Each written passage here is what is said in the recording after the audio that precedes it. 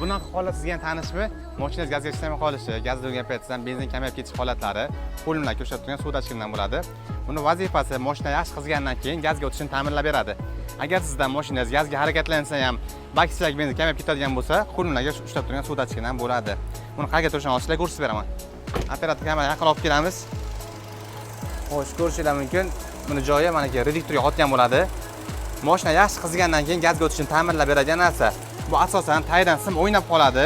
Shuni hisobiga gradus noto'g'ri ko'rsatib qoladi.